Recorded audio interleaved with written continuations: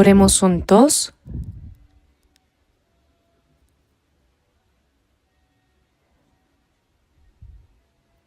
Amado Dios Padre nuestro, lleno de misericordia, tú que tuviste compasión de nosotros cuando estábamos alejados de ti y vivíamos en pecado, nos amaste cuando no te conocíamos y enviaste a tu Hijo unigénito al mundo en forma humana para que tomara sobre él todos nuestros pecados, la maldición y el juicio que debíamos recibir. Él murió por nosotros y con su sangre preciosa nos lavó de todos nuestros pecados, de forma que ya no recibiremos juicio ni maldición. Te damos gracias por tu inmensa gracia que nos salvó sin mérito alguno de nuestra parte.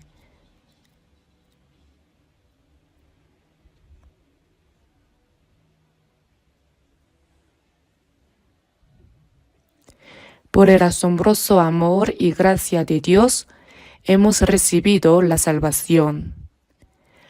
Ahora, el resto de nuestras vidas, deseamos vivir de acuerdo con tu voluntad y para tu gloria, obedeciendo tu palabra y viviendo correctamente. En este momento, nosotros que hemos sido redimidos, te damos gracias por permitirnos alabar tu gracia, aprender tu palabra y tener comunión dentro de la comunidad santa donde el Señor nos acompaña. Oramos para que tu gracia, tu palabra y el poder del Espíritu Santo estén con todas las iglesias de nuestro país, con todas las iglesias en el mundo y con todos los hermanos que en medio de las dificultades continúan predicando el Evangelio y sirviendo a nuestro Señor.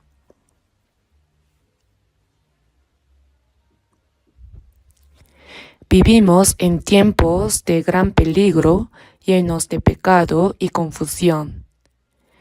Te pedimos, Señor, que fortalezcas nuestra fe y que nos sostengas con el poder de tu palabra para que confiemos más plenamente en ti.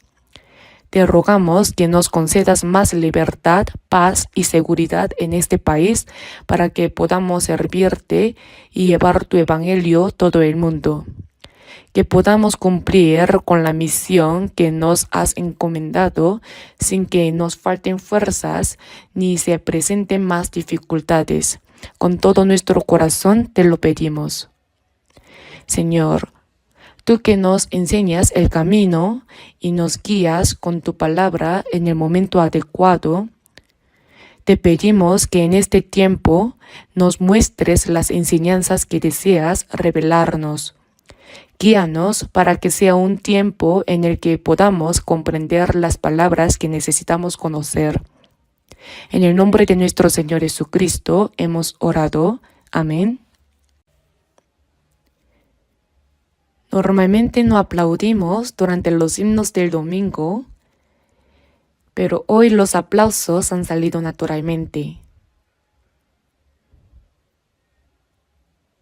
Me gustaría seguir escuchando himnos sin parar, pero no es posible. De todas formas, muchas gracias al coro.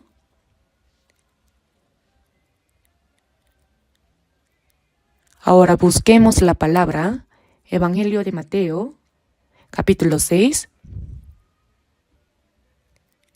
Busquemos Mateo 6.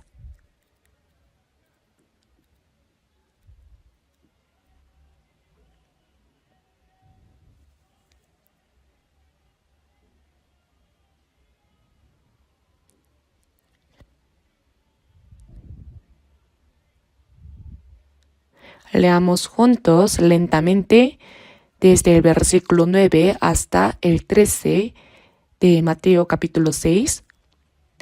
Vosotros, pues, oraréis así: Padre nuestro que estás en los cielos, santificado sea tu nombre. Venga tu reino, hágase tu voluntad como en el cielo, así también en la tierra. El pan nuestro de cada día, dánoslo hoy, y perdónanos nuestras deudas, como también nosotros perdonamos a nuestros deudores. Y no nos metas en tentación, mas líbranos del mal, porque tuyo es el reino y el poder y la gloria por todos los siglos. Amén.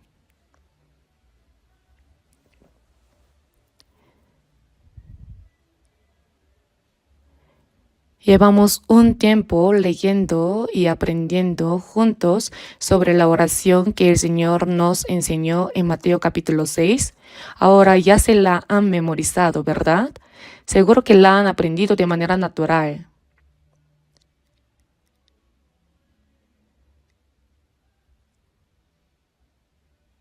Pero la oración que el Señor nos enseñó no es simplemente algo que debamos memorizar o repetir como un encantamiento. Más bien es un modelo de oración que nos muestra los aspectos más importantes por los que debemos orar. Considero que quien sabe orar correctamente es una persona con fe verdadera y que vive conforme a ella. Si hay quien ora según la enseñanza del Señor, Dios escuchará esa oración. ¿No es asombroso pensar que nuestro Padre Celestial, a quien llamamos Dios Padre, escucha nuestras oraciones y las responde? Esto es una promesa de Dios y al mismo tiempo un gran milagro para nosotros. Por esta razón, seguimos estudiando en detalle la oración que el Señor nos enseñó, reflexionando con prudencia en cada frase y cada palabra para aprender a orar correctamente.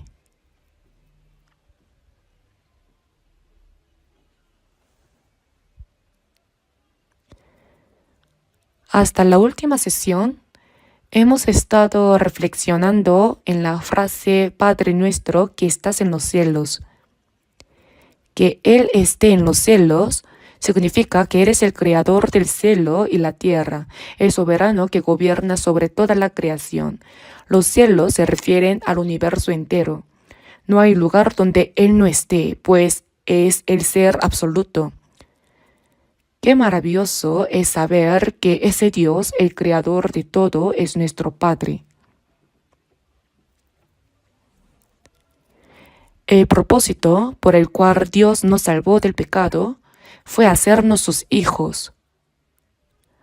Así como los padres aman a sus hijos y los consideran lo más valioso en el mundo, debemos entender que Dios nos ama y nos valora de una manera infinita.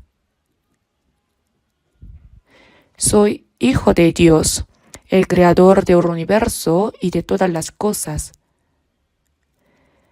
Mas a todos los que le recibieron, a los que creen en su nombre, les dio potestad de ser hechos hijos de Dios. El hijo de un rey es un príncipe y tiene autoridad. Del mismo modo, Dios, quien creó el cielo y la tierra, nos ha dado el derecho de ser sus hijos. Reflexionemos en esto con seriedad. No es una historia inventada, sino una verdad absoluta. Dios es ahora mi Padre, nuestro Padre. Él nos ama y nos protege.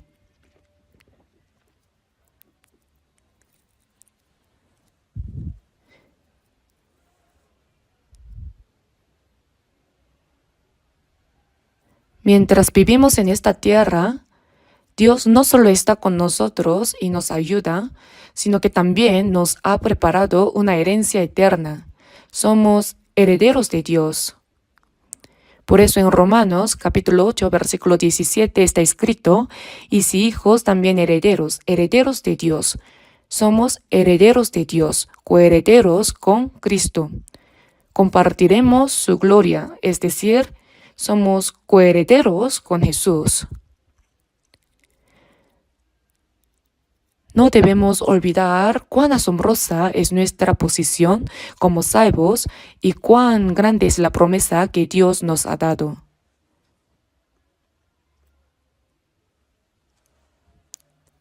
Por eso, Al orar la oración que el Señor nos enseñó, debemos reflexionar profundamente en cada palabra y orar con sinceridad.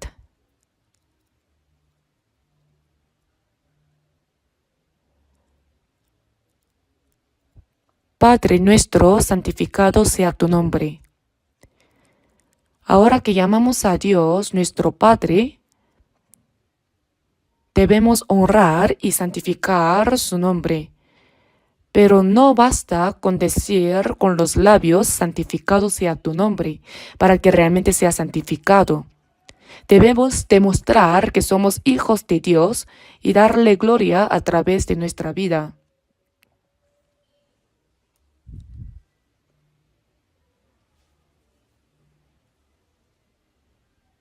Por eso en 1 de Corintios capítulo 10 versículo 31 está escrito: si pues coméis o bebéis o hacéis otra cosa, es decir, tanto al comer y beber como en cualquier otra acción, como cristianos salvos debemos hacerlo todo para la gloria de Dios.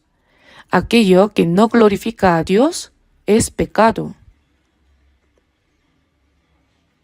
Por eso en Romanos capítulo 3 versículo 23 está escrito: por cuanto todos pecaron y están destituidos de la gloria de Dios. El resultado del pecado del hombre fue perder la gloria de Dios. El lugar donde la gloria de Dios se pierde para siempre es el infierno, mientras que el cielo es donde se vive eternamente en su gloria. Antes de llegar al cielo, debemos vivir en esta tierra como hijos de Dios, dándole gloria con nuestra vida. En Hebreos capítulo 2, versículo 10 está escrito: habiendo de llevar muchos hijos. Originalmente no éramos hijos de Dios. Jesús era el Hijo unigénito, lo que significa que es el único Hijo. Cuando vino al mundo, vino como el unigénito de Dios. Dios todavía no tenía hijos. Por eso, si el grano de trigo no cae en la tierra y muere, queda solo, pero si muere, lleva mucho fruto. Jesús, al morir como el unigénito, lo hizo para dar lugar al nacimiento de muchos hijos de Dios. Por eso, cuando resucitó, dijo a las mujeres que fueron al sepulcro: más ve a mis hermanos, llamando a sus discípulos sus hermanos. Si vemos Hebreos capítulo 2, está escrito: por lo cual no se avergüenza de llamarlos hermanos, porque el que santifica y los que son santificados de uno son todos, por lo cual no se avergüenza de llamarlos hermanos. Jesús es igual a Dios y el Creador. El Señor, después de morir como el unigénito y resucitar, hizo que le nacieran muchos hijos. Por eso ahora somos hijos de Dios junto con Él, y no se avergüenza de llamarlos hermanos. ¿No es algo asombroso? Aquel que es santo y digno nos llama a sus hermanos. Mas ve a mis hermanos y diles: subo a mi Padre y a vuestro Padre, a mi Dios y a vuestro Dios. Debemos meditar profundamente en estas palabras: mi Padre es vuestro Padre.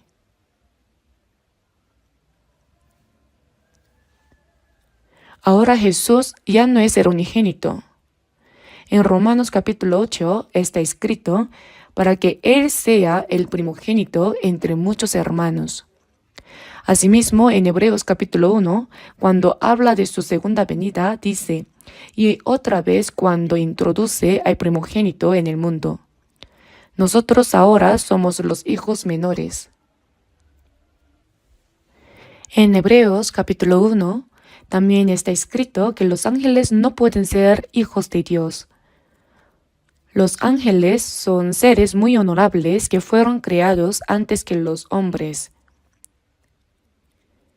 La Biblia habla mucho sobre los ángeles, quienes tienen gran poder, pero solo por debajo de Dios. De hecho, muchas veces Dios obra a través de ellos. Incluso la ley nos fue dada por medio de los ángeles, como recitamos hace poco. Entonces, ¿para qué sirve la ley? Fue añadida a causa de las transgresiones y fue ordenada por medio de ángeles en mano de un mediador. Dios lleva a cabo muchas de sus obras a través de los ángeles. Por eso está escrito, poderosos en fortaleza, que ejecutáis su palabra, obedeciendo a la voz de su precepto. El Salmo capítulo 103 también dice que los ángeles tienen poder y cumplen la obra de Dios, vosotras todas sus obras en todos los lugares de su señorío. Los ángeles están en todo lugar donde Dios gobierna. Incluso están aquí en este momento, aunque no podamos verlos. Además, se dice que cada santo nacido de nuevo tiene ángeles guardianes. Por eso, en Hebreos capítulo 1, versículo 14, se nos recuerda, ¿no son todos espíritus ministradores enviados para servicio a favor de los que serán herederos de la salvación?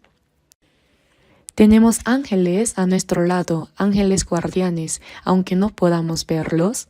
Así como creemos en Dios sin verlo, también creemos en los ángeles, aunque sean invisibles.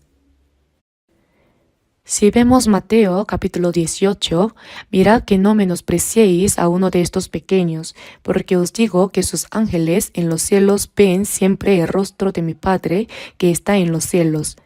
Los que han sido salvados son hijos de Dios, y por eso Él les ha enviado ángeles guardianes. Si alguien critica injustamente a los demás o actúa incorrectamente, sus ángeles lo informan a Dios. Y si hace lo bueno, también lo alaban delante de Él diciendo, Dios, tu Hijo ha hecho algo excelente, seguro que estás complacido con Él.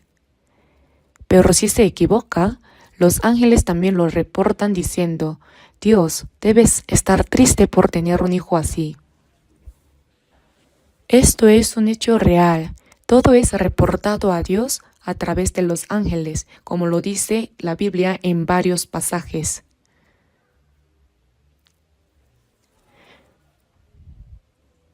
Sin embargo, los ángeles no pueden ser hijos de Dios. La Biblia menciona ángeles que pecaron, pero cuando un ángel cae, no hay perdón para él. Jesús no murió en la cruz por los ángeles. De hecho, un tercio de los ángeles se unió a Lucifer en su rebelión contra Dios y fueron expulsados del cielo. Estos ángeles caídos son Satanás y sus demonios. En Mateo capítulo 25 versículo 41 está escrito, apartaos de mí, malditos, hay fuego eterno preparado para el diablo y sus ángeles. Satanás, el diablo, es Lucifer, y junto con él un tercio de los ángeles fueron expulsados del cielo. La Biblia los llama sus ángeles. Para ellos Dios ha preparado el infierno eterno. La Biblia tiene muchas menciones sobre los ángeles. En Daniel y Apocalipsis se menciona, los carros de Dios se cuentan por ventenas de millares de millares. Millares de millares equivale a 100 millones, lo que indica que hay un número inmenso de ángeles. Los ángeles llevan a cabo la obra de Dios. Y cuando lleguemos al cielo, ellos nos recibirán y juntos alabaremos el poder y la gloria de Dios. El himno del coro de hoy fue realmente poderoso. Está por Cristo firmes. Nos hace mover los hombros, ¿verdad? En Apocalipsis se menciona que alabaremos a Dios junto con los ángeles. Debe de ser algo asombroso. Los ángeles forman un gran coro celestial. Son un coro. Aunque ellos no han recibido la salvación como nosotros, exaltan la gloria y el gran poder de Dios junto con nosotros. Además sirven fielmente a los santos que han sido salvos.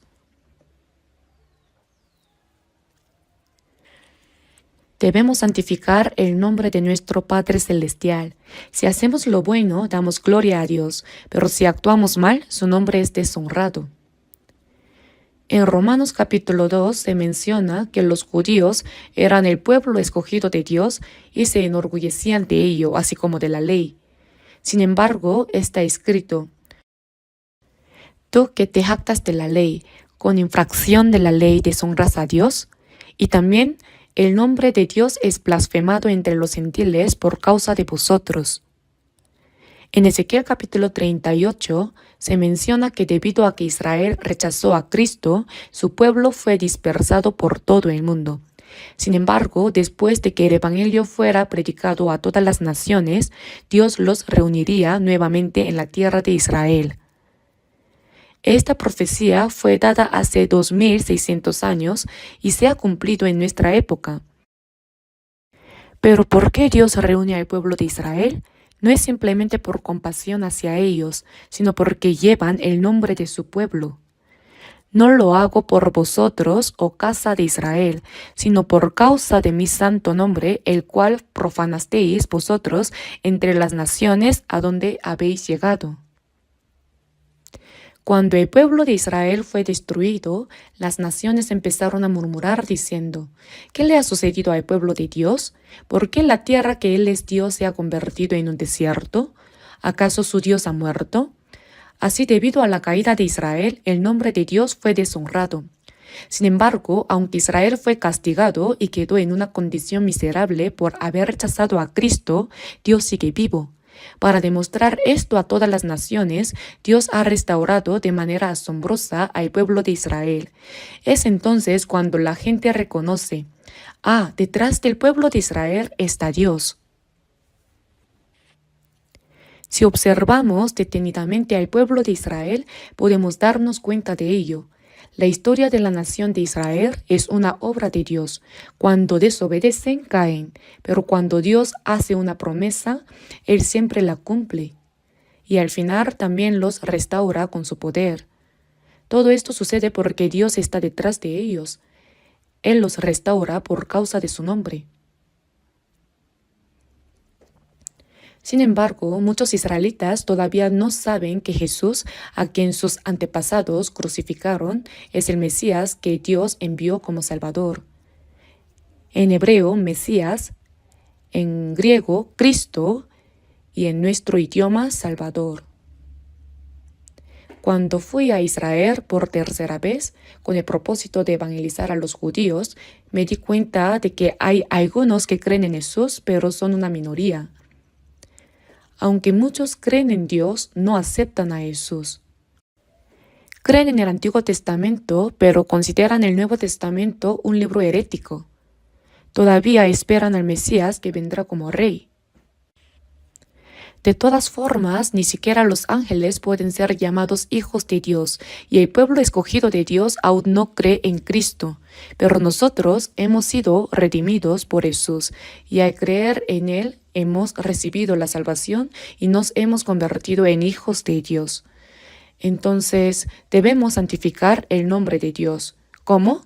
A través de nuestras palabras, nuestra vida y todo lo que hacemos, mostrando que Dios está con nosotros y santificando su nombre. Por eso en Éxodo capítulo 20, el segundo libro de la Biblia, está escrito: porque no dará por inocente Jehová al que tomare su nombre en vano. Aunque aquellos que se llaman hijos de Dios pueden deshonrar su nombre si lo usan de manera indebida. Esto es tomar su nombre en vano. Cuando las personas copiaban las escrituras, lo que se conoce como copias o manuscritos, cada vez que encontraban el nombre de Jehová, se purificaban con un baño ritual, limpiaban su pluma y solo entonces lo escribían. Así de sagrado y temido consideraban el nombre de Dios. Algunas personas usan el nombre de Dios a la ligera. En algunos casos he visto a estadounidenses en Corea proferir insultos terribles. Al principio me sorprendía preguntándome qué clase de palabras eran esas, hasta que me di cuenta de que estaban usando el nombre de Jesús. Decían cosas como que te crucifiquen como a Jesús, usándolo como una maldición. Esto es un claro ejemplo de cómo deshonran el nombre de Cristo sin conocer realmente a aquel que murió en la cruz y resucitó por ellos. No debemos hacer eso. Así como el nombre de Dios fue profanado a lo largo de la historia por la desobediencia del pueblo de Israel, aunque no tomemos su nombre en vano de manera directa, si vivimos de forma incorrecta, terminamos deshonrándolo. Del mismo modo, si decimos que somos hijos de Dios y hemos recibido la salvación, pero nuestra vida no refleja esa verdad, la gente dirá, miren a los hijos de Dios, qué bien mienten. Así es como deshonramos el nombre de Dios, y no debemos permitir que esto suceda. Por eso cuando oramos, Padre nuestro, santificado sea tu nombre. No debemos simplemente recitar estas palabras, sino meditar profundamente en cada palabra. Santificado sea tu nombre. Debemos preguntarnos, ¿estoy santificando el nombre de Dios con mi vida o lo estoy deshonrando? Santificado sea tu nombre, venga tu reino. El reino de Dios debe establecerse en esta tierra. Nos salvó para que seamos su reino. Porque aquí el reino de Dios está entre vosotros. Cuando recibimos la salvación, el reino de Dios se establece en nuestro corazón. Sin la presencia de mi Dios, el cielo pues lejos está. El cielo en mí se cumplió. Antes de llegar al cielo, el cielo se cumple en nuestro corazón. Cerca está cada vez más. Cuando el pequeño reino se cumple, el gran reino se hace aún más cercano. Si hay una sucursal, significa que hay una sede principal.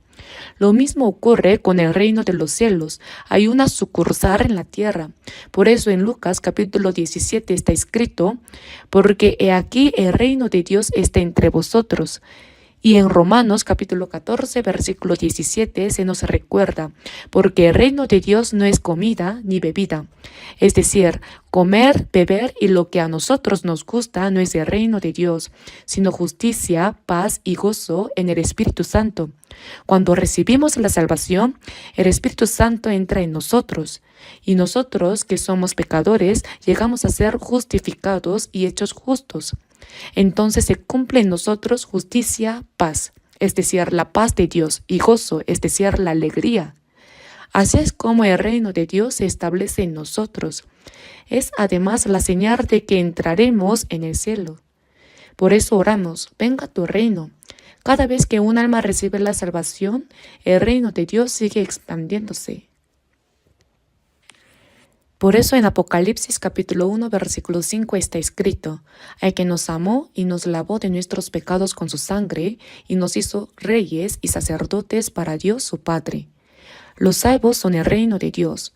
También en 1 de Pedro capítulo 2 versículo 9 está escrito, mas vosotros sois linaje escogido, real sacerdocio, nación santa, pueblo adquirido por Dios.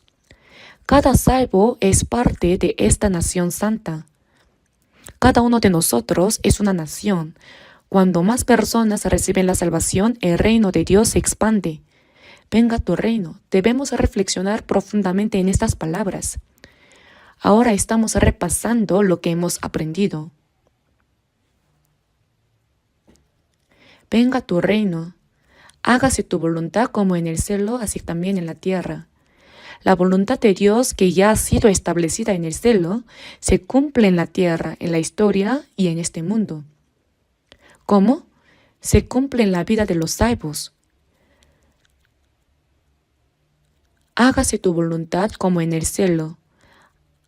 Así como antes de construir una casa, se diseña un plano y luego se edifica conforme a él, de la misma manera, la voluntad de Dios que ha sido establecida en el cielo debe cumplirse en la tierra.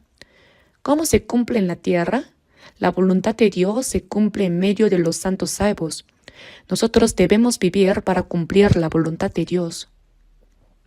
Por eso en Santiago capítulo 4 dice, en lugar de lo cual deberíais decir, si el Señor quiere, viviremos y haremos esto o aquello. Si no es la voluntad de Dios, moriremos. Si es su voluntad, viviremos y haremos esto o aquello. Pero si no lo es, por más que queramos, no debemos hacerlo. Sea que vivamos o muramos, que se haga tu voluntad. Quien realmente puede cumplir el Padre Nuestro podrá ser un verdadero cristiano.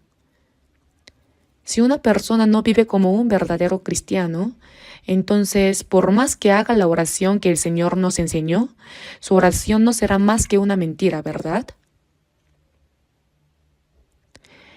En Salmos capítulo 17, versículo 1 está escrito, Oye, oh Jehová, una causa justa. Escucha mi oración hecha de labios sin engaño. Dios no escucha las oraciones falsas. Solo cuando nuestra oración es honesta y proviene del corazón, Dios la escucha. Hágase tu voluntad como en el cielo, así también en la tierra. Si obedecemos la voluntad de Dios, esa voluntad se cumplirá en nuestra vida y en nuestro corazón. ¿No es así? Jesús mismo dijo en Juan capítulo 6, porque he descendido del cielo no para hacer mi voluntad, sino la voluntad del que me envió. Toda su vida estuvo dedicada a cumplir la voluntad de Dios. Vino según su propósito, murió en la cruz conforme a su voluntad y resucitó según su plan. Por eso oró diciendo, pero no sea como yo quiero, sino como tú. Del mismo modo, puesto que hemos recibido la salvación, somos hijos de Dios y su reino ha sido establecido en nosotros. Toda nuestra vida debe reflejar y cumplir su voluntad, ¿verdad? No debemos vivir según nuestros propios deseos, pensamientos o planes, sino que debemos someternos a la voluntad de Dios diciendo de corazón, pero no sea como yo quiero, sino como tú. Respiro, mi corazón late y vivo en esta tierra para cumplir la voluntad de Dios, no para vivir como yo quiera.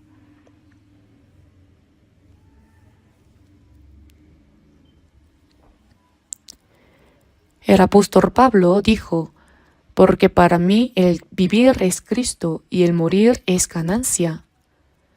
Por tanto, procuramos también, o ausentes o presentes, serle agradables, para que comprobéis cuál sea la buena voluntad de Dios, agradable y perfecta. Como está escrito en Romanos capítulo 12, versículo 2, aprendemos cuál es la buena voluntad de Dios, agradable y perfecta. No debemos conformarnos a este siglo, sino discernir la voluntad de Dios y vivir conforme a ella. Esta es la verdadera adoración, el sacrificio vivo que agrada a Dios, ¿verdad? Un verdadero cristiano no es solo aquel que lo dice con palabras, sino el que vive según la voluntad de Dios. Podemos decir con palabras que somos cristianos, que hemos sido salvos y que somos hijos de Dios, pero si nuestra vida no refleja esa verdad, entonces es mentira, ¿verdad? Es hipocresía. Un hijo de Dios sigue siendo hijo de Dios y ha recibido la salvación con certeza, pero puede ser un hijo que entristezca a su Padre Celestial y deshonre su nombre en lugar de agradarle. ¿No es así? Hay hijos que honran y alegran a su padre y otros que lo deshonran. ¿Cuánto gozo siente un padre cuando su hijo le agrada? Se siente orgulloso de él, ¿verdad? Del mismo modo, nosotros debemos ser hijos de quienes Dios se sienta orgulloso. Por eso debemos vivir con el corazón dispuesto a decir, si el Señor quiere, viviremos y haremos esto o aquello. Además, en Filipenses capítulo 2, versículo 13 está escrito, porque Dios es el que en vosotros produce el hacer. Cuando recibimos la salvación, el Espíritu Santo viene a morar en nosotros, nos hace entender la palabra de Dios, nos revela su voluntad agradable y nos da tanto el deseo como la fuerza para cumplirla. porque Dios es el que en vosotros produce así el querer como el hacer por su buena voluntad. Para su buena voluntad en vosotros produce el querer. El Espíritu Santo nos hace comprender la voluntad de Dios y nos da el deseo de cumplir lo que le agrada. No lo hacemos por obligación, sino porque Él pone en nosotros tanto el deseo como la fuerza para hacerlo. En vosotros produce el querer. El Espíritu Santo no solo nos guía a la salvación, sino que también transforma nuestro corazón y nuestra vida para que vivamos de una manera que agrade a Dios.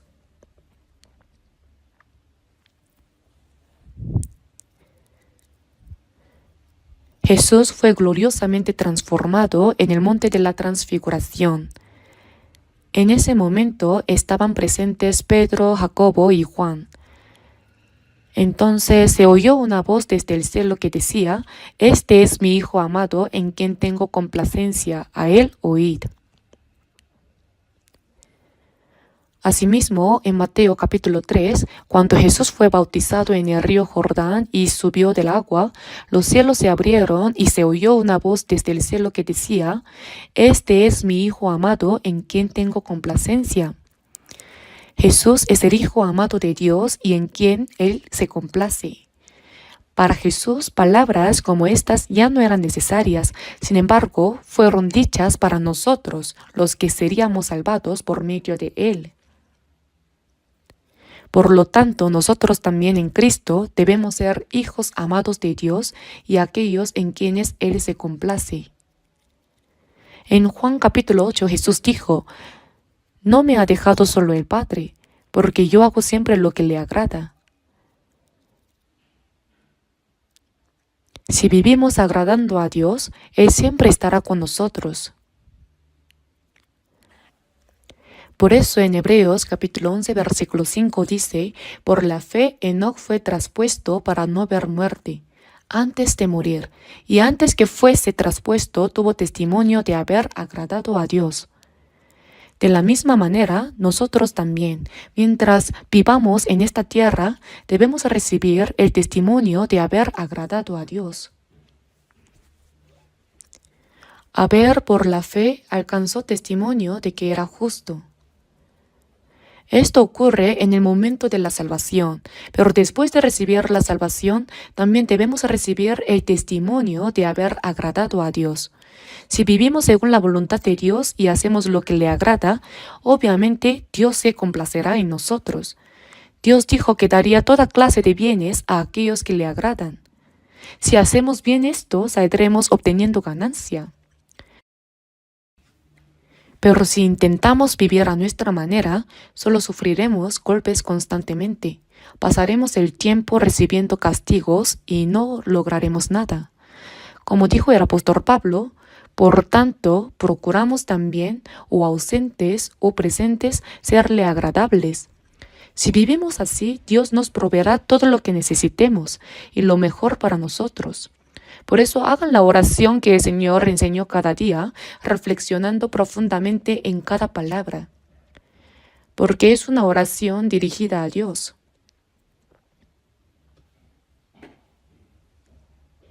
Y ahora, hemos aprendido muchas palabras. Hoy nos centraremos en el versículo 11. «El pan nuestro de cada día, dánoslo hoy». Esta petición parece muy sencilla, ¿verdad? El pan nuestro de cada día, dánoslo hoy. Entonces, cuando comemos, simplemente decimos: «Dios, gracias por darnos el alimento diario, comeré bien, amén». Es una oración breve y simple, ¿verdad? Pero cuando aprendí sobre esta palabra, me di cuenta de que no era un asunto tan simple. En cada palabra de la Biblia hay muchos significados. El pan nuestro de cada día, dánoslo hoy. Ese pan de cada día se refiere al alimento que necesitamos cada día. Es lo necesario para nuestra supervivencia en esta tierra, lo que requerimos para vivir. No se trata solo de la comida, sino de todo lo que necesitamos. El pan nuestro de cada día, dánoslo hoy. Antes, cuando aprendí sobre Mateo capítulo 6, versículo 11, se enseñaba de esta manera: Dios ya sabe qué comeremos y qué vestiremos. ¿Para qué orar entonces? Aunque no oremos, Él nos lo dará. Así que esta petición no se refiere al alimento físico, sino al alimento espiritual. No es un error pensar así, pero tampoco es completamente correcto. Esta petición habla literalmente del pan de cada día, del sustento físico que nuestro cuerpo necesita. Por supuesto, para llevar una vida cristiana correcta, también necesitamos el alimento espiritual. Por eso debemos pedir también el alimento espiritual. En Job capítulo 23, versículo 12, Job dijo: guardé las palabras de su boca más que mi comida. Así es. En el libro de Amos se nos advierte que llegará un tiempo en el que la gente andará vagabundeando y buscando la palabra de Dios. No hambre de pan ni sed de agua, sino de oír la palabra de Jehová. Vendrán tiempos en los que será muy difícil escuchar la palabra de Dios, pero ahora tenemos abundancia de su palabra, ¿verdad? Cuando nos reunimos, memorizamos versículos, estudiamos la Biblia, etc. Realmente no hay muchas personas que conozcan la Biblia tanto como nosotros.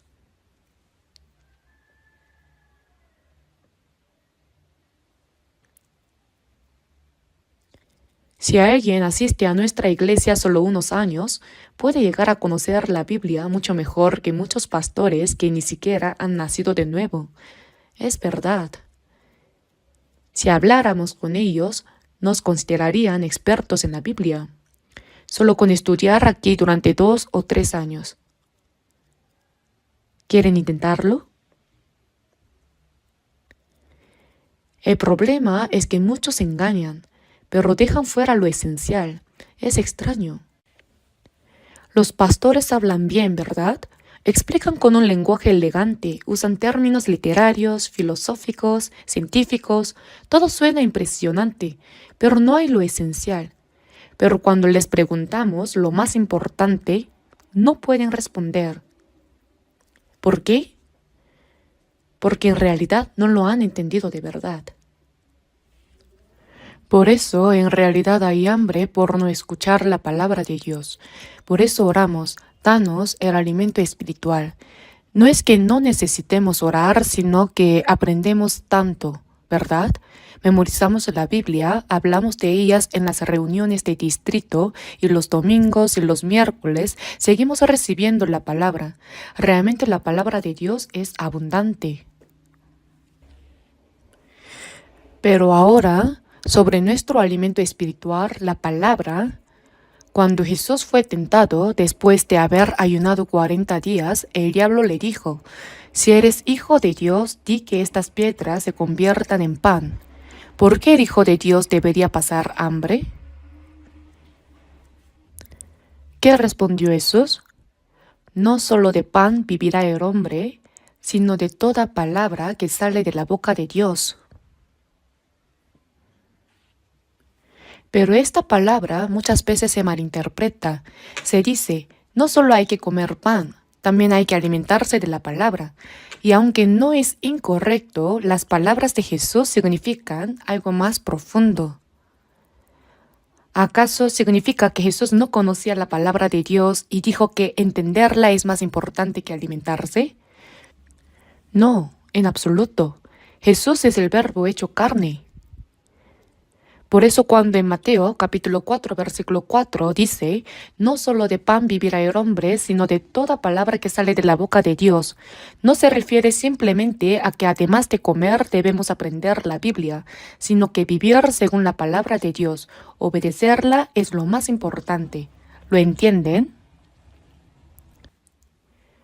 Por eso en Juan capítulo 4, cuando Jesús pasó por Samaria, estaba cansado, sediento y hambriento durante todo el día. Mientras tanto, los discípulos fueron al pueblo a comprar comida. Cuando regresaron, le ofrecieron de comer diciendo: Rabí, come. Pero Jesús les respondió: yo tengo una comida que comer que vosotros no sabéis. Y luego explicó: Mi comida es que haga la voluntad del que me envió y que acabe su obra. Es decir, la verdadera comida de Jesús era cumplir la voluntad de Dios y completar la obra que el Padre le había encomendado. Una mujer pecadora, después de escuchar las palabras de Jesús, corrió al pueblo y llevó consigo a mucha gente. Ella dijo, «Venid y ved, ¿no será este el Cristo?». Los samaritanos, al oír esto, sintieron que algo extraordinario estaba ocurriendo y la siguieron para encontrarse con Jesús. Jesús en ese momento estaba más ocupado predicándoles la palabra de Dios y llevándolos a la salvación que en comer. Por eso se olvidó de su sed y de su hambre, y dijo, «Mi comida es que haga la voluntad del que me envió y que acabe su obra». Es decir, salvar las almas es más valioso que el alimento del cuerpo. Hay un dicho que dice, no se aprecia la belleza con el estómago vacío. Es cierto, cuando uno tiene hambre, por muy hermoso que sea el paisaje, no importa. Solo piensa en comida. Si tienes sed, solo piensa en agua. No importa cuán divertido o agradable sea algo, uno solo puede disfrutarlo después de saciar su hambre y su sed.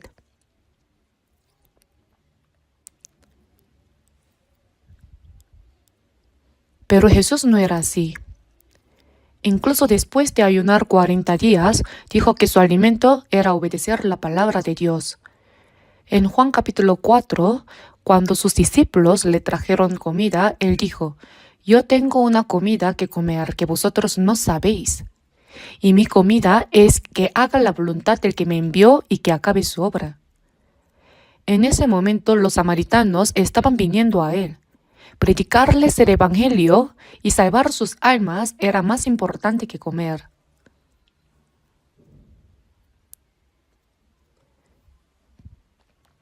Por eso cuando sentimos un poco de hambre, lo primero que buscamos es comida, ¿verdad?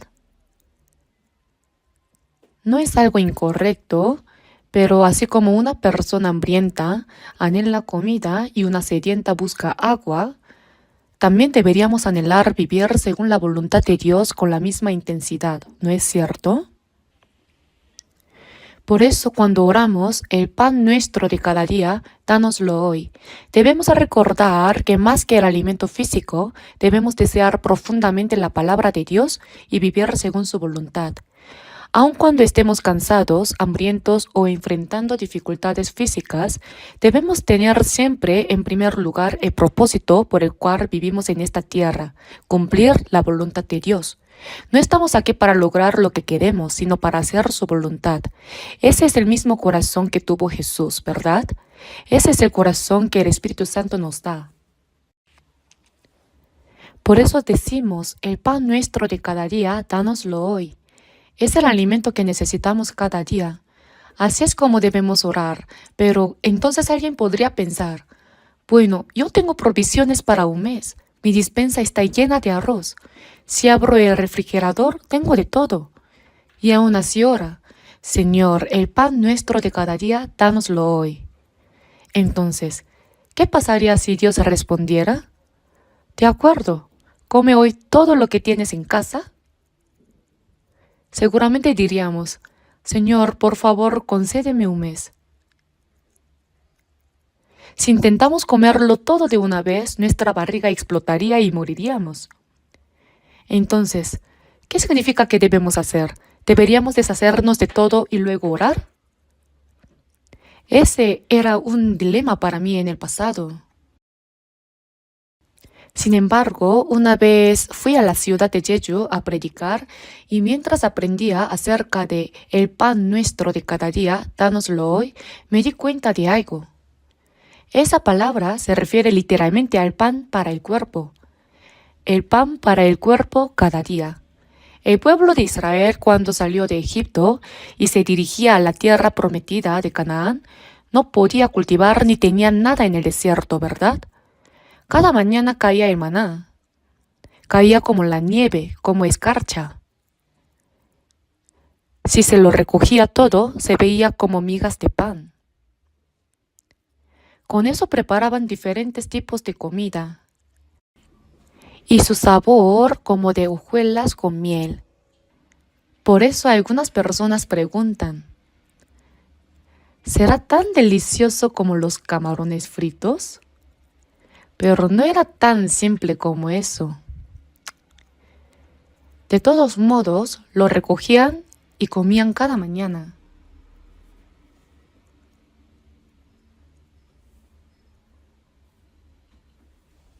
Algunas personas recogían más y cuando llegaban a casa encontraban un gomer, es decir, el alimento diario. Otras personas al ir más tarde y recoger menos, también encontraban un gomer en casa. Y lo medían por comer y no sobró al que había recogido mucho, ni faltó al que había recogido poco. Cada uno recogió conforme a lo que había de comer. Eso también es sorprendente. Y luego en el día de reposo no caía maná. Como no se debía trabajar en el día de reposo, el día anterior les daba el doble. En los otros días, si guardaban el maná para el día siguiente, por miedo a que no les diera, se echaba a perder y se llenaba de gusanos. Tenían que recogerlo todos los días. Sin embargo, el día de reposo, el séptimo día, se les ordenaba no recoger. Ese día no caía maná, pero el día anterior al reposo les daba el doble, 2 días de maná. Así que si recogían maná para 2 días, el día de reposo no se echaba a perder. Eso también es realmente asombroso y tiene un significado espiritual. Eso muestra que Dios preparó todo por adelantado y tiene significado de nuestra salvación espiritual. Dios no quería que obtuviéramos nada por nuestro esfuerzo, sino que todo fue preparado por Él. También es un símbolo del pan de vida que no se corrompe. De todos modos, el pueblo de Israel recibía el maná del cielo todos los días. Cuando decían que querían carne, Dios les dio codornices. ¿Saben qué es un codorniz? Es un ave pequeña, más grande que un ave común, y se llama codorniz. Cuando decían que querían carne, Dios les dio codorniz hasta que no pudieron más, hasta que el olor les salía por la nariz. ¿Y el agua? ¿Qué agua había en el desierto? Cuando golpearon la peña, el agua brotó a raudales. Vivían todos por milagros. Durante el día una columna de nube y por la noche una columna de fuego. Todo fue un milagro durante 40 años.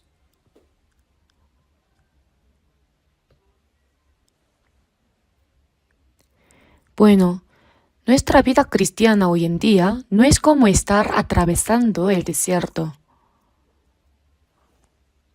Sin embargo, incluso ahora, Dios nos provee cada día. Lo que descubrí en ese momento es que aunque tengamos comida en casa, debemos orar. El pan nuestro de cada día, dánoslo hoy. ¿Por qué? Porque nos enseña a tener el corazón dispuesto a depender de Dios cada día y a vivir por su ayuda. Cada día. Hoy el pan también nos lo dio Dios. Si Dios no nos lo diera, ¿qué sucedería? Todo lo que comemos, el arroz y todo lo demás, ¿no es todo dado por Dios?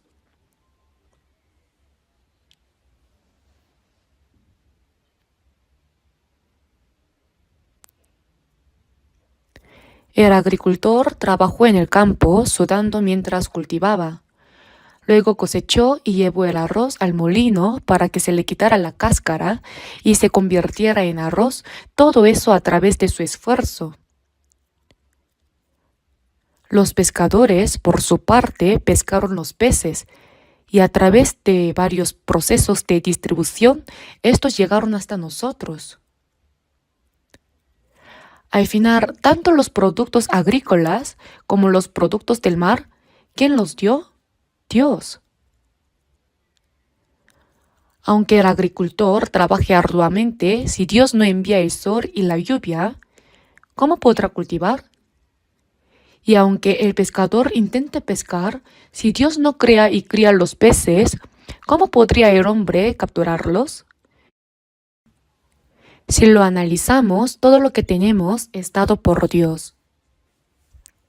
En realidad, Quien nos da todo es Dios.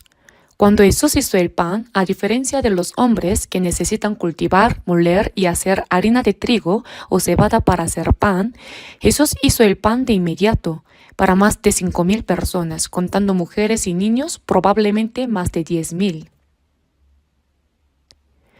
No hay nada extraño en esto. Jesús es el Creador. Al final nosotros vivimos de lo que Dios nos da. Por eso debemos vivir cada día confiando en Dios, el pan de cada día. Gracias Dios por darme mi alimento hoy. Aunque tengamos suficiente comida para un mes o un año, debemos agradecer por el pan que nos da hoy. Por eso, en Nahum, en el Antiguo Testamento, en el capítulo 1, versículo 7, está escrito: Jehová es bueno, fortaleza en el día de la angustia, y conoce a los que en Él confían. Dios conoce a los que confían en Él. Nosotros hemos sido salvados por la gracia de Dios. También en Hechos, capítulo 17, versículo 24, está escrito: El Dios que hizo el mundo y todas las cosas que en él hay, siendo Señor del cielo y de la tierra. Porque en Él vivimos y nos movemos y somos. Vivimos, nos movemos y respiramos confiando en Dios quien creó todas las cosas. Nuestro cuerpo también siempre está bajo la gracia de Dios. Este aire que si dejamos de respirar por 10 minutos, nos moriríamos. Dios nos lo dio. ¿Solo debemos dar gracias cuando bebemos agua o comemos? Entonces también deberíamos agradecer por el aire que respiramos, ¿verdad? Aunque no lo hagamos diciendo gracias cada vez que respiramos, al menos debemos reconocerlo con gratitud. Se dice que los pollos al beber agua miran al cielo y dicen gracias. Claro, para que el agua baje por la garganta deben inclinar la cabeza hacia atrás. Pero en todo caso, debemos ser siempre agradecidos, dando gracias en todo. Así que además de orar el pan nuestro de cada día, dánoslo hoy, debemos tener un corazón agradecido por todo lo que ya nos ha dado todos los días, ¿verdad? Este tipo de corazón es en realidad muy importante. Pero hay algo que debemos pensar. El pan nuestro de cada día, dánoslo hoy. Padre nuestro que estás en los cielos. Nuestro no es solo para mí, es nosotros. En el Padre nuestro, cuando dice Padre nuestro que estás en los cielos, no es solo mi Padre, sino que hay muchos hermanos que llaman a Dios Padre. Es nuestro Padre. El pan nuestro de cada día, dánoslo hoy. No es solo para que yo lo reciba, sino que existe una comunidad llamada nosotros, ¿verdad? No es solo cuestión de que yo viva bien, ¿verdad? ¿Qué debemos hacer entonces? Si Dios me da algo, debo compartirlo con los que no tienen. Vamos a abrir brevemente en Santiago capítulo 2. Después de Hebreos encontramos Santiago. Voy a leer los versículos 15 y 16 del capítulo 2 de Santiago. Y si un hermano o una hermana están desnudos y tienen necesidad del mantenimiento de cada día, y alguno de vosotros les dice: id en paz, calentaos y saciaos, pero no les dais las cosas que son necesarias para el cuerpo, ¿de qué aprovecha? Supongamos que un hermano o una hermana está desnudo y no tiene el pan de cada día. ¿Qué debemos hacer? ¿Solo decir, Dios, dame mi pan de cada día, gracias por darme lo que necesito? ¿Es eso todo? Si hay hermanos o hermanas que no tienen el pan de cada día, debemos compartir lo que tenemos con ellos. Dios nos ha dado el pan de cada día, ¿verdad? Entonces debemos compartirlo y no debemos quedarnos con todo para nosotros. Debemos compartir lo que tenemos, pero si no lo hacemos y simplemente decimos, id en paz.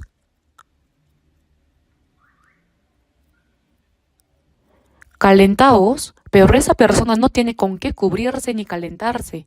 Saciaos, pero esa persona no tiene que comer. Y luego dice, pero no les dais lo que es necesario para el cuerpo. ¿De qué sirve?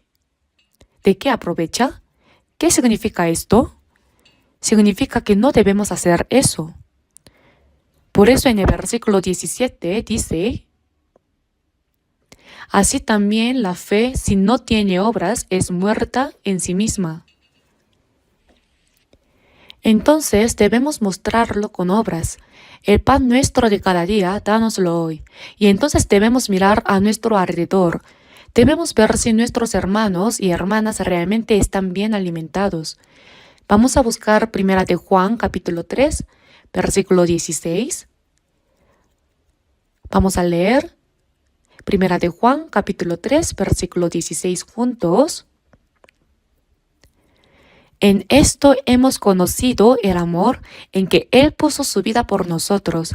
También nosotros debemos poner nuestras vidas por los hermanos. Él, es decir, Jesús, puso su vida por nosotros. Él nos salvó sacrificándose a sí mismo. Y en esto hemos conocido el amor. Llegamos a comprender el amor del Señor. También nosotros debemos poner nuestras vidas por los hermanos. Debemos amar a los hermanos. ¿Hasta qué punto? Como yo os he amado, como el Señor puso su vida por nosotros, también nosotros debemos poner nuestras vidas por los hermanos. Debemos amarlos hasta el punto de dar nuestra vida por ellos.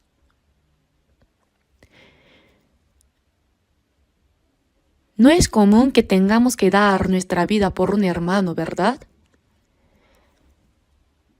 Si un hermano se está ahogando en medio de corriente de agua y está a punto de morir, deberíamos salvarlo, incluso si eso significa arriesgar nuestra propia vida. Ese es el nivel de amor que debemos tener por los hermanos. Cuando dice que debemos dar nuestra vida por los hermanos, significa que es lo obvio.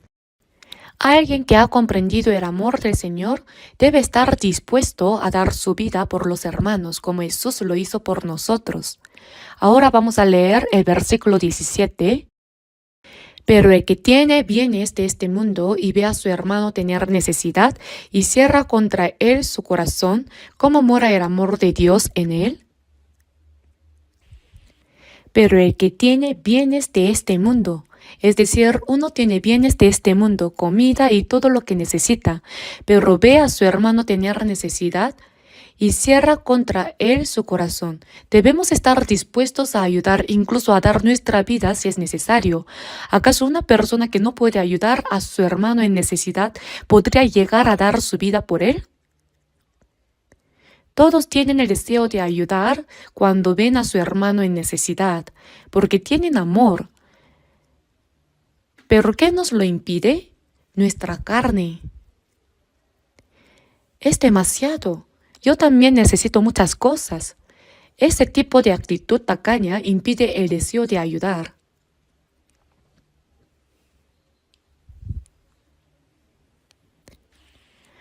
Así que en Gálatas capítulo 5 versículo 17 también dice, porque el deseo de la carne es contra el espíritu y el del espíritu es contra la carne. El Espíritu Santo dice, aunque esté pasando por dificultades, debo ayudar a mi hermano. Si tengo la fuerza, debo ayudarle. Incluso debo estar dispuesto a dar mi vida por él. Ese es el corazón que nos da el Señor, el Espíritu Santo, pero la carne lo impide. El deseo de la carne es contra el Espíritu. ¿Acaso si le doy algo a esa persona, se solucionará su problema? Seguramente está pasando por dificultades económicas porque hizo algo mal. ¿Por qué debería hacerme responsable?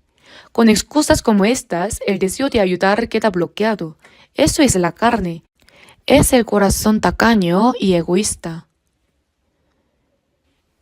El amor no busca lo suyo, es decir, debemos romperlo con el Espíritu Santo. Sin embargo, cuando la carne interviene, impide el deseo de ayudar a nuestros hermanos. Y no solo eso, sino también dentro de la iglesia ocurre lo mismo. Recuerdo que hace poco Un tifón y una inundación azotaron Filipinas. El techo del centro de retiro de la iglesia quedó destruido y entró agua en la iglesia. En medio de esa calamidad, nuestra iglesia se unió enviando ofrendas y organizando un bazar. Cuando fuimos a Filipinas, ellos estaban profundamente agradecidos y todo fue reparado.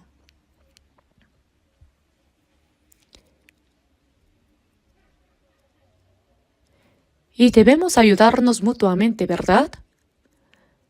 Las iglesias deben ayudarse entre sí y nosotros como individuos también debemos ayudarnos en lo que sea posible. Para ayudar debemos compartir lo que tenemos. Por eso dice, y cierra contra él su corazón, ¿cómo mora el amor de Dios en él? Si bien tenemos amor, si lo cerramos, ¿qué pasa? Ese amor comienza a achicarse, se marchita. Al igual que un manantial, si no seguimos sacando agua, el agua se estanca y se echa a perder.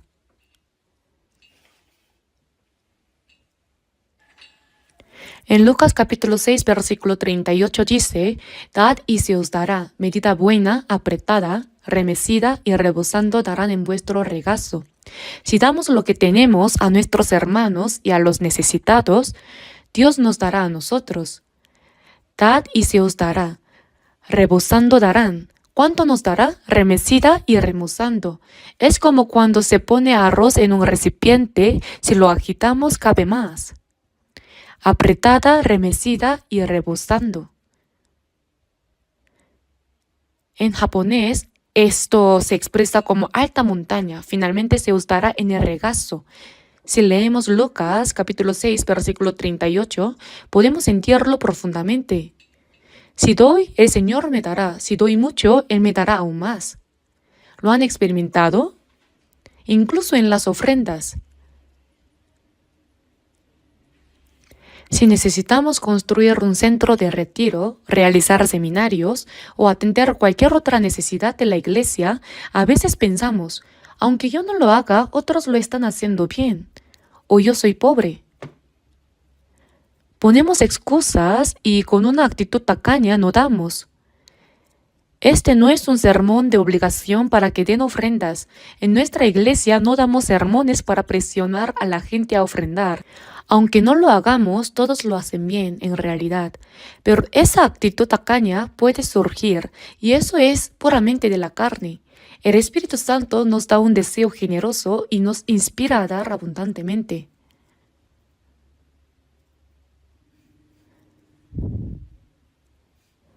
Han dado conforme a sus fuerzas. En 2 de Corintios capítulo 8, cuando hubo una gran hambruna en Jerusalén y la iglesia de Jerusalén estaba pasando por dificultades, las iglesias gentiles recogieron ofrendas para ayudar. Los creyentes de Macedonia, aunque también eran pobres, no esperaron a que los apóstoles les pidieran ayuda. Ellos mismos han dado conforme a sus fuerzas y aún más allá de sus fuerzas, pidiéndonos con muchos ruegos que les concediésemos el privilegio de participar en este servicio para los santos. Ellos suplicaron con muchos ruegos participar en esta obra de ayudar a los santos. Han dado conforme a sus fuerzas, a pesar de que la iglesia de Macedonia era pobre, su profunda pobreza abundaron en riquezas de su generosidad. ¿Acaso creen que los pobres no pueden dar por ser pobres? Los pobres también pueden dar. ¿Creen que cuando uno es rico da? Aunque uno sea rico, si tiene una actitud tacaña, tampoco dará. Abundaron en riquezas de su generosidad. Así que cuando decimos, el pan nuestro de cada día, dánoslo hoy, debemos pensar en la comunidad que somos nosotros. No podemos vivir solo para nosotros mismos, disfrutando solo de lo que tenemos. Debemos tener un sentido de responsabilidad y cuidar unos de otros. En Hebreos dice, y considerémonos unos a otros para estimularnos al amor y a las buenas obras. A medida que se acerca el día de la venida del Señor, debemos cuidarnos mutuamente y estimularnos al amor y a las buenas obras. Miremos a nuestro alrededor, a ver quién está al lado de nosotros. ¿Está bien de salud? ¿Está bien alimentado? Es importante que nos cuidemos los unos a los otros, ¿verdad? Si no nos cuidamos entre nosotros, ¿quién lo hará? Por eso, veamos un rato Hechos capítulo 4.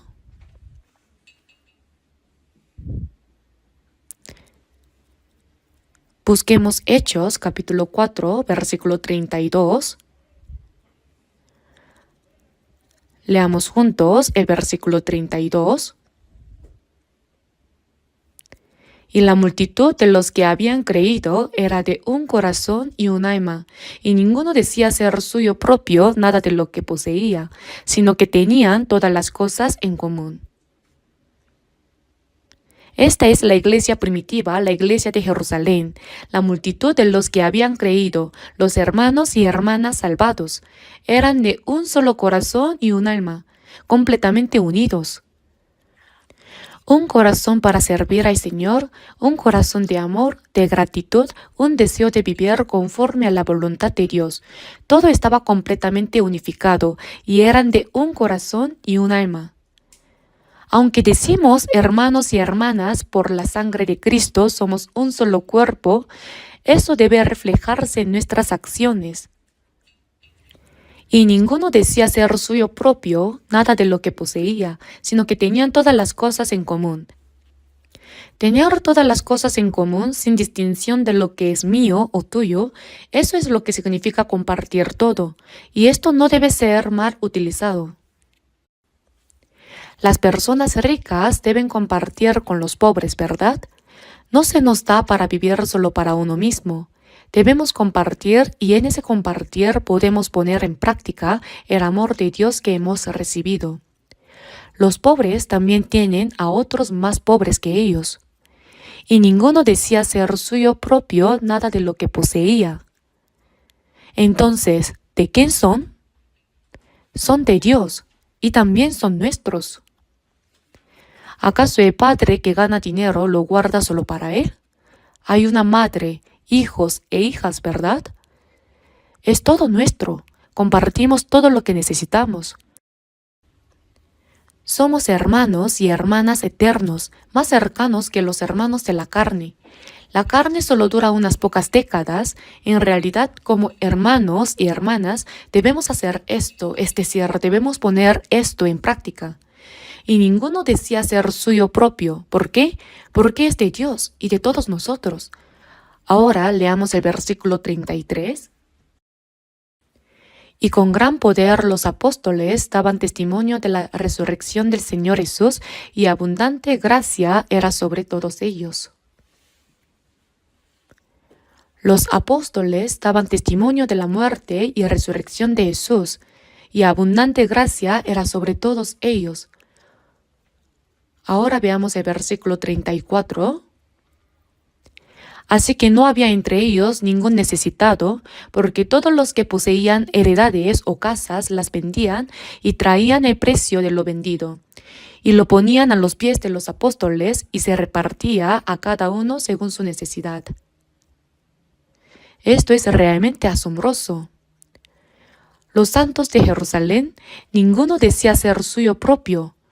Todos los que poseían heredades o casas las vendían y traían el precio de lo vendido y lo ponían a los pies de los apóstoles. Los apóstoles, al recibirlo, lo repartían a cada uno según su necesidad, de modo que no había entre ellos ningún necesitado. Los ricos vendían todo lo que tenían y lo repartían entre las casas de los pobres. Ahora bien, esto se podía hacer por dos razones.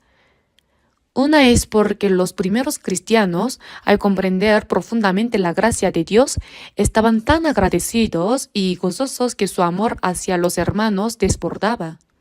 Como resultado, ninguno decía ser suyo propio, es decir, ellos podían darlo todo, porque si estaban dispuestos a dar hasta sus vidas por sus hermanos, ¿qué les podría parecer valioso?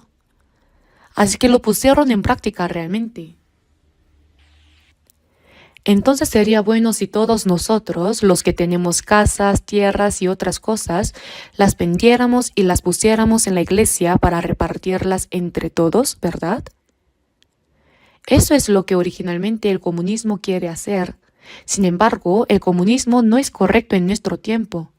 Cuando fui a Rusia, el país de origen del comunismo, descubrí que la persona más rica del mundo es Putin. Los políticos son los más ricos y son una minoría. El resto del pueblo vive en una pobreza absoluta. ¿Eso es comunismo? ¿Y qué pasa en China? Lo siento, pero ese país también es completamente jerárquico. ¿Y en Corea del Norte? Solo las personas en la élite privilegiada de Pyongyang viven bien, mientras que los demás mueren de hambre sin que nadie se entere. ¿Eso es lo que llaman un país? Eso es el comunismo. ¿Cómo puede ser el ser humano llegue a ese punto? Karl Marx intentó poner en práctica lo que vio en Hechos capítulo 4 de la Biblia. ¿Pero puede cualquiera hacer eso? Solo los cristianos nacidos de nuevo pueden hacerlo. La iglesia primitiva lo pudo hacer porque tenían esa fe y amor. Otra cosa es que en Jerusalén Jesús ya había profetizado en Lucas capítulo 21. Pero cuando viereis a Jerusalén rodeada de ejércitos, sabed entonces que su destrucción ha llegado. Jesús ya había advertido con anticipación que Jerusalén sería sitiada y destruida por las fuerzas romanas. Así en el año 70 después de Cristo, el comandante romano Tito rodeó Jerusalén con su ejército. Entonces los que estén en Judea huyan a los montes, el que esté en la azotea no descienda para tomar algo de su casa. Jesús les dijo que debían huir rápidamente para poder sobrevivir. Por eso aquellos que habían recibido la salvación ya no tenían esperanza en Jerusalén. En ese momento todo lo que quedaba era estar preparados para huir. Así que aquellos que poseían tierras y casas debían venderlo todo porque de no hacerlo morirían. Cuando Sodoma y Gomorra fueron destruidas, Lot, su esposa y sus 2 hijas fueron guiados por los ángeles para huir rápidamente. Mientras huían, ¿qué le pasó a la esposa de Lot? Ella se convirtió en una columna de sal por mirar atrás. ¿Por qué miró atrás? Ay, mi anillo de oro que está debajo del armario, mi collar de oro, mi ropa bonita, ¿qué será de todo eso? Y al mirar atrás se convirtió en una columna de sal. Si no hubiera sido por eso, no habría mirado atrás. Jesús también les dijo que cuando vean a Jerusalén rodeada de ejércitos, deben huir rápidamente para salvarse. Esa era la única manera de sobrevivir. En ese momento no había esperanza dentro de Jerusalén. Por eso este acontecimiento de hechos fue algo que solo pudo suceder en ese tiempo. No se puede hacerse en cualquier momento, ¿entendieron? Es necesario entenderlo. Nosotros no debemos vender nuestras casas y tierras. Si lo hiciéramos, terminaríamos todos en la pobreza. Eso no es lo correcto. Aunque algunos políticos dicen que todos debemos compartir y ayudar a los pobres, ese tipo de países rápidamente se desploman. ¿Lo entienden? No es algo bueno. Los pobres no pueden ser ayudados solo por el gobierno, ¿lo saben? Pero los cristianos pueden hacerlo, dentro de lo que puedan. Lo que quiero decir es que en Jerusalén en ese tiempo sí fue posible hacer esto porque había amor y porque en Jerusalén no había esperanza en ese momento, por eso podían hacerlo. Vamos a ver 1 de Timoteo capítulo 6 por un momento.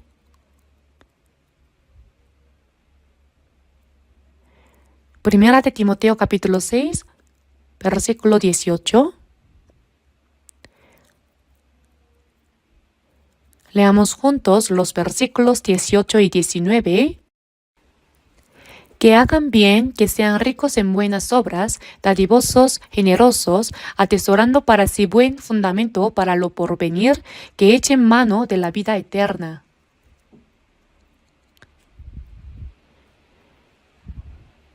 Que hagan bien, que sean ricos en buenas obras. ¿Qué son las buenas obras?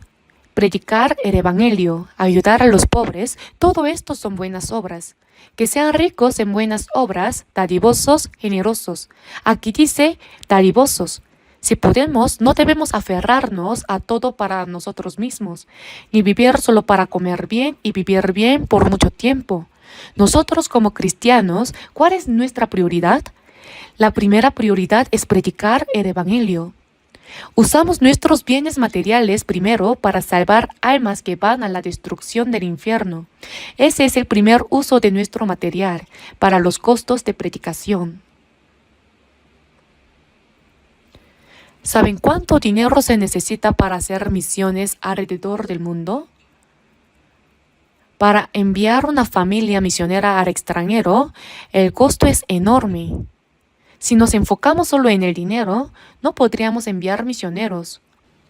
Actualmente tenemos 1.139 iglesias en 82 países y solo el año pasado, a través de la oficina de la Asamblea General en Seúl, que conoce la situación del evangelismo mundial y coordina el envío de misioneros y los fondos para la predicación, se enviaron más de 17.000 millones de wones para misiones. ¿Lo sabían? Es impresionante, ¿verdad? Y lo hacemos sin grandes dificultades. ¿Por qué? Porque como cristianos que hemos sido salvados, nuestra primera prioridad es salvar a las almas perdidas que van al infierno. Y para eso nuestros hermanos y hermanas en Cristo ofrendan generosamente. Estamos construyendo un centro de retiro y la construcción ya ha comenzado. En el retiro de verano, más de 10.000 personas se reúnen en el centro. Esto se repite 7 veces al año. Aunque actualmente ya tenemos muchas habitaciones, todavía no son suficientes debido a la gran cantidad de personas que vienen. El año pasado, por ejemplo, llegaron entre 11.000 y 11.500 personas. Además, los alojamientos cercanos, como pensiones, están completamente llenos y los precios son altos. Si no se reserva con antelación, no hay lugar disponible. Por eso estamos construyendo más habitaciones allí. Se están construyendo alrededor de 480 nuevas habitaciones. No sé si debería decir esto, pero el costo de la construcción superará los 60.000 millones de wones. Sin embargo, no hay de qué preocuparse. Estamos llevándolo a cabo sin grandes dificultades. ¿Por qué? Porque muchos hermanos y hermanas de todo el país están contribuyendo, ya que el centro de retiro es el lugar donde más personas reciben la salvación. El retiro de primavera, el retiro de verano 7 veces y también el retiro de otoño. Además hay retiros para jóvenes, para predicadores, para maestros y seguimos con estos eventos. No creo que haya muchos centros de retiro tan grandes como el nuestro en todo el mundo. Nuestro centro de retiro es impresionante. Y sabiendo lo importante que es, estamos invirtiendo sin escatimar nada en su construcción. Incluso los hermanos y hermanas en el extranjero también están contribuyendo. Algunos al saber esto envían ofrendas. Lo primero es que nuestros bienes materiales se usan para predicar el evangelio y salvar las almas que se dirigen hacia la destrucción. Misioneros están siendo enviados y recientemente de Filipinas vinieron 21 misioneros y 49 predicadores locales, lo que da un total de 70 personas. Si contamos también a sus esposas, ¿cuántas son? Al final son 70 o 140. No, son 90, entonces son 180. Además, tuvimos una reunión de presidentes con 1.300 personas reunidas en el centro de retiro. En resumen, la primera inversión de nuestros bienes materiales es para la misión mundial. Y luego, en segundo lugar, ayudar a los hermanos y hermanas que están en necesidad. Debemos ayudarlos, por eso debemos observarnos unos a otros. En nuestro distrito no solo debemos tener reuniones, sino también ver si hay personas realmente necesitadas entre nosotros, como los que viven en dificultades económicas o tienen problemas para subsistir. No debemos mencionar sus nombres porque podría ser vergonzoso, sino ayudarlos en privado. No sepa tu izquierda lo que hace tu derecha. Debemos ayudarnos mutuamente. Si no tenemos los medios para ayudar dentro del distrito, debemos comunicarlo a la iglesia para que la iglesia como comunidad lo haga. En cualquier caso, debemos orar diciendo, el pan nuestro de cada día, dánoslo hoy. Vamos a ver brevemente Hebreos capítulo 13.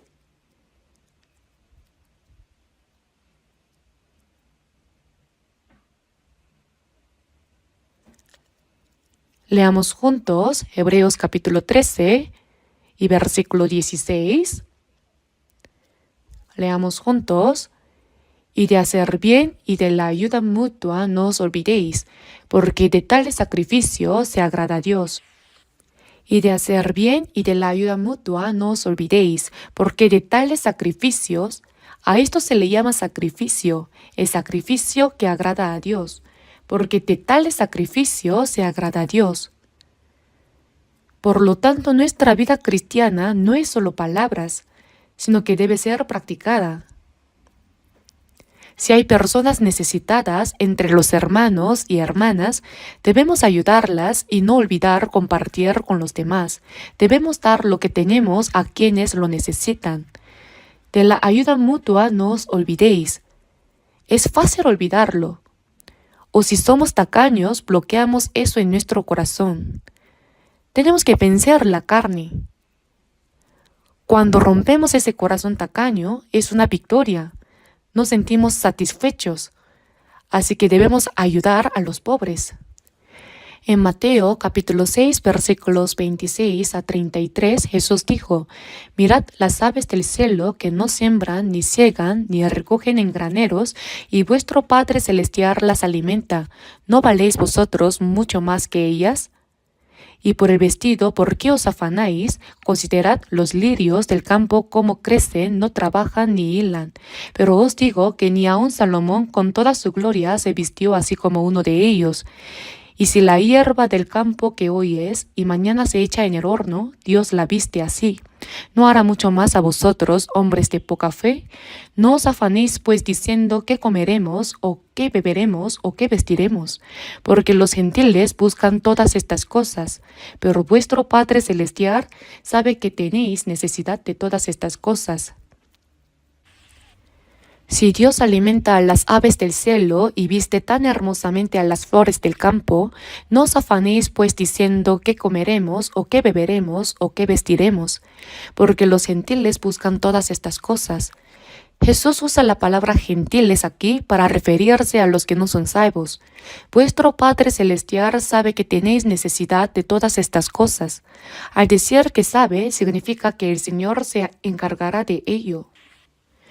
Oh hombres de poca fe, si Dios alimenta a las aves del cielo, en Mateo capítulo 10 versículo 30, vemos que nuestro Padre Celestial, pues aún vuestros cabellos están todos contados. ¿No se venden 2 pajarillos por un cuarto? El cuarto es la unidad monetaria de menor valor. Sin embargo, como 2 pajarillos se venden por un cuarto, incluso este pajarillo que no tiene ningún valor, ni uno de ellos cae a tierra sin vuestro Padre. Más valéis vosotros que muchos pajarillos, pues aún vuestros cabellos están todos contados. Hermanos, si yo ni siquiera puedo contar mis pestañas, Dios cuenta cuántos cabellos tengo. Cuando me lavo el cabello, Él sabe cuántos cabellos se me han caído y cuántos crecen. ¿Ustedes creen que Dios está simplemente contando los cabellos sin razón alguna? Mas yo sé a quien he creído y es poderoso para guardarme, y en ese día glorioso iré a morar con Él. Por nada estéis afanosos, sino sean conocidas vuestras peticiones delante de Dios en toda oración y ruego con acción de gracias. Por nada estéis afanosos, sino sean conocidas vuestras peticiones delante de Dios en toda oración y ruego con acción de gracias. ¿Por qué? Porque Dios nos escucha. Dios sabe lo que debemos usar, sabe lo que necesitamos y nos ayuda. Pero eso no significa que debemos decir, entonces todo está bien, no tengo que trabajar, no tengo que cultivar. Si uno solo abre la boca y se queda bajo un árbol de caquis, sí, el caqui caerá, pero solo caerá sobre su cabeza y realmente se lastimará la cabeza. En 2 de Tesalonicenses dice, si alguno no quiere trabajar, tampoco coma.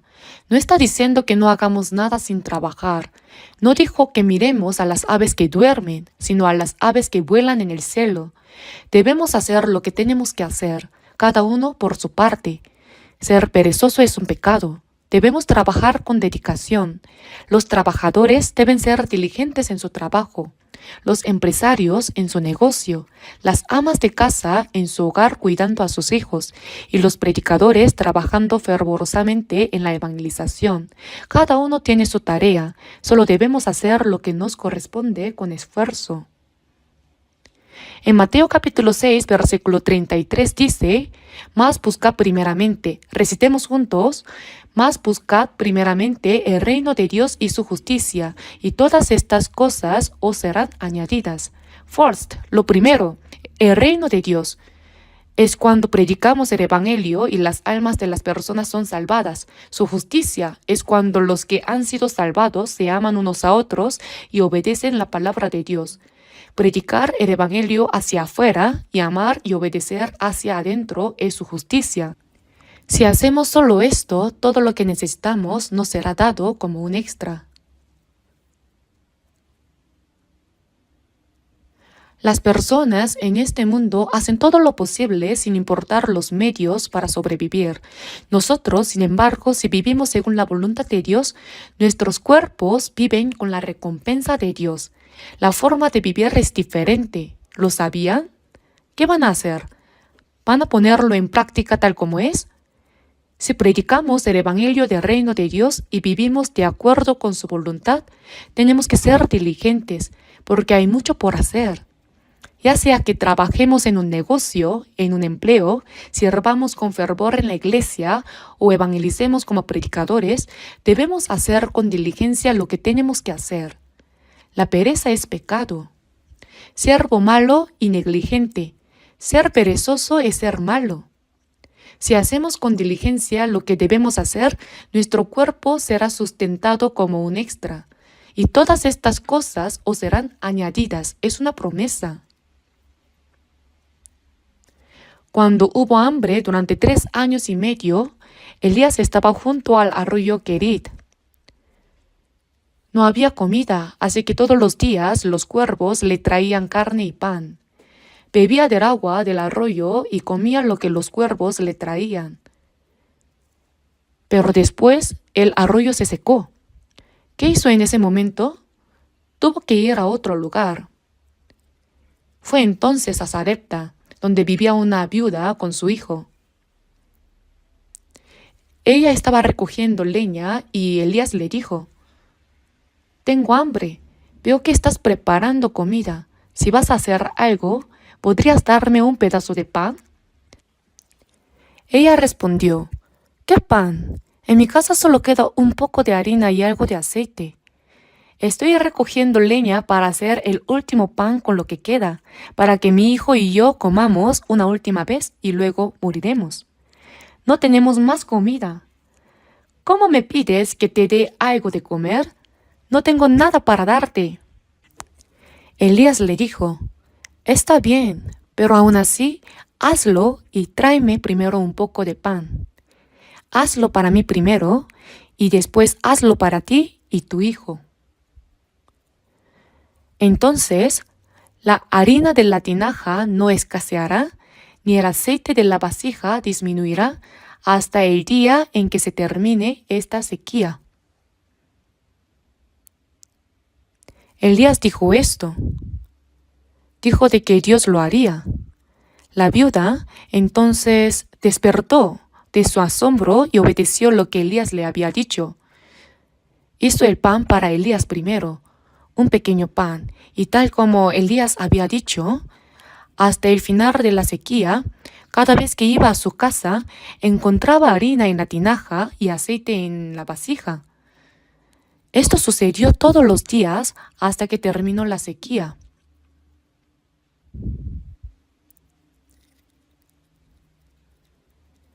Esta historia está en Primera de Reyes, capítulo 17, versículos 11 a 16.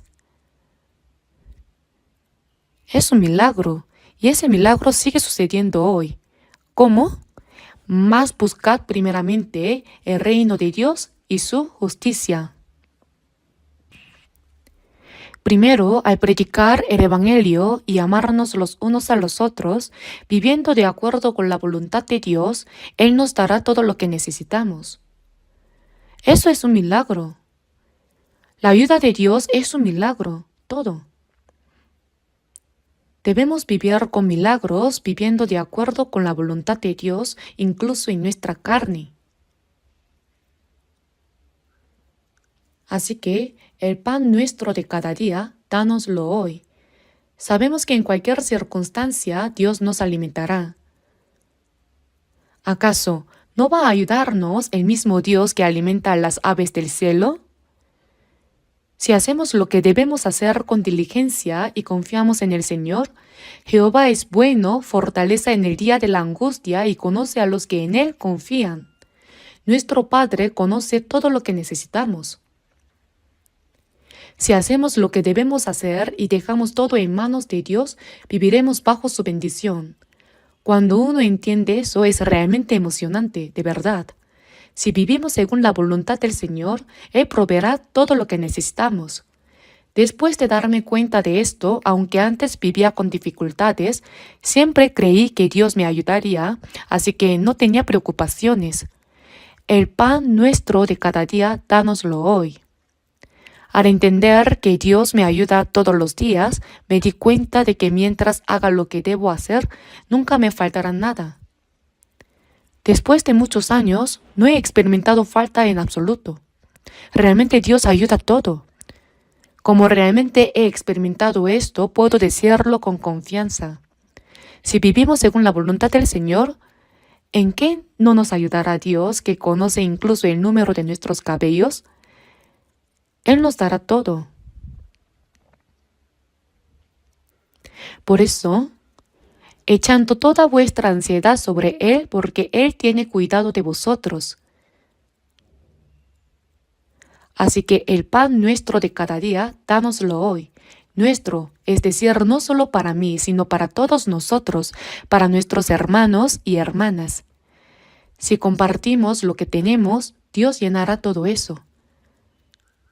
Los animo a que oren pensando en cada palabra del Padre Nuestro, la oración que el Señor nos enseñó. Eso es todo por hoy. Vamos a orar todos juntos.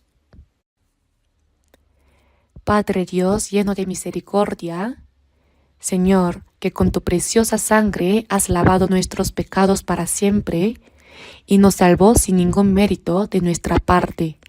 Tanto nuestro cuerpo como nuestra alma fueron comprados por la sangre del Señor, por lo que todo pertenece a ti. Deseamos que el resto de nuestra vida sea vivida únicamente para la voluntad y gloria de Dios. Señor, tú que cuidas de las aves del cielo y vistes hermosamente los lirios del campo, tú Dios que conoces todo lo que necesitamos, te pedimos, Señor, que en el resto de nuestras vidas vivamos conforme a tu santa voluntad, proclamando el Evangelio y obedeciendo tu palabra. Que podamos ayudar a nuestros hermanos y hermanas que están en necesidad y al compartir y ayudar que tu santa voluntad se cumpla a través de nosotros. Confiamos todo en ti y hemos orado en el nombre de nuestro Señor Jesucristo. Amén.